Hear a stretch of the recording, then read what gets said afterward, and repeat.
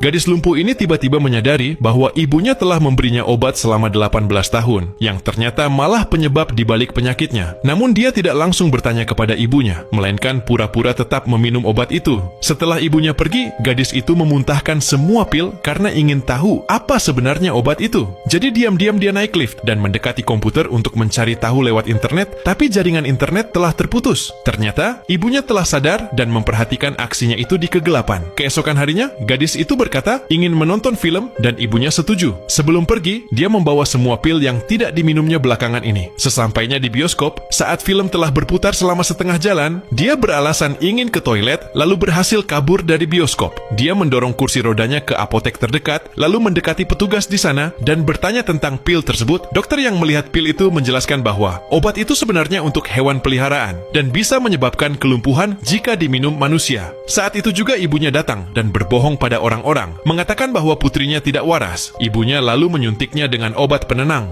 Gadis itu pun pusing dan jatuh pingsan dalam pelukan ibunya. Ketika sadar, dia sudah berada di kamarnya. Dia mencoba keluar, tapi gagang pintu tak bisa diputar. Dia berteriak, namun tak ada jawaban. Ternyata pintu itu sudah dibarikade. Jadi gadis itu membuka jendela atap dan melihat ruangan sebelah. Cepat-cepat dia menyusun rencana. Dia mengambil kabel dan menyambungnya dengan stop kontak agar cukup panjang. Dia menahan air di mulutnya, lalu memanjat ke atap sambil membawa kabel itu. Tak lama, dia sampai di luar jendela kamar ibunya. Tapi jendela itu juga terkunci. Dia memakai penalas untuk memecahkan kaca, lalu menyemprotkan air ke situ.